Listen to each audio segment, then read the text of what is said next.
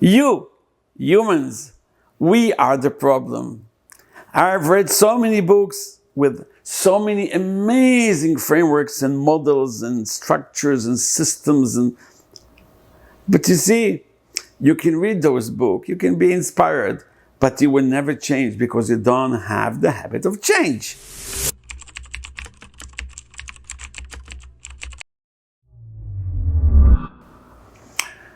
Well, first of all, there is a need for a strategy, because if you want to change culture, you must change how people talk to each other.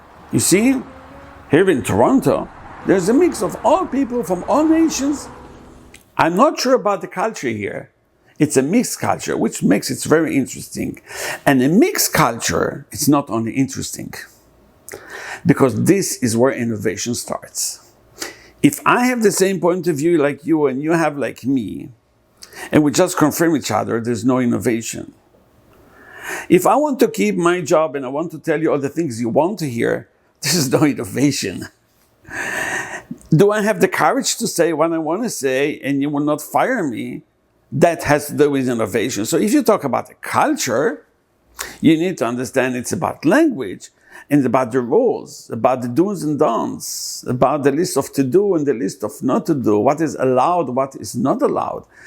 So if you want to understand where the world is going, do what I did.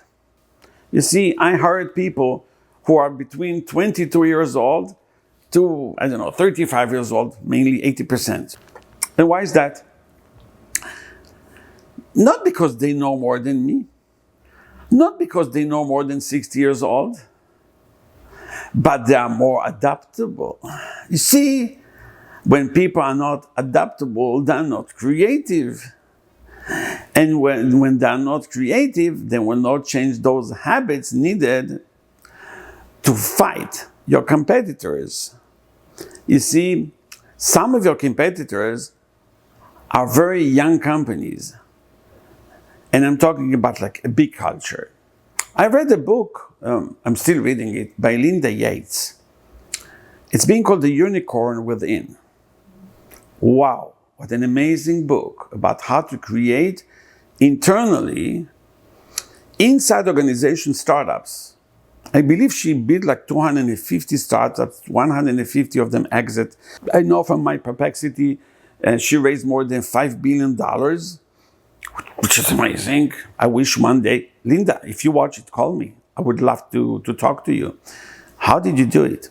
But the one thing for sure I do know, you can give a framework to people, how to build a new culture. You can train them. You can do training. 3 days in the Catskill Mountains. You can give them a course online.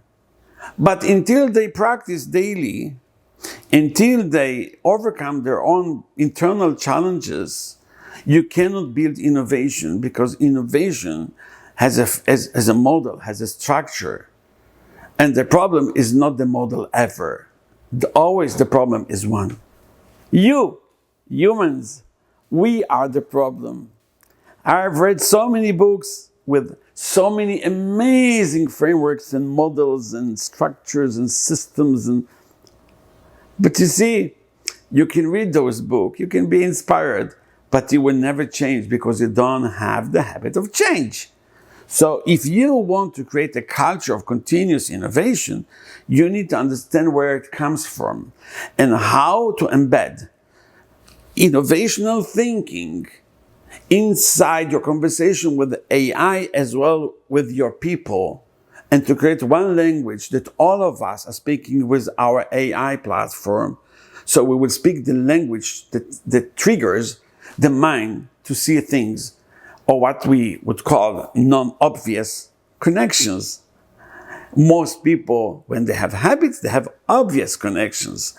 Most people will think of the obvious. Even AI thinks of the obvious, unless you know how to trigger their mind and the AI mind at the same time to look for the non-obvious. That's where innovation starts. But most people have a hard time with the non-obvious because it's non-obvious.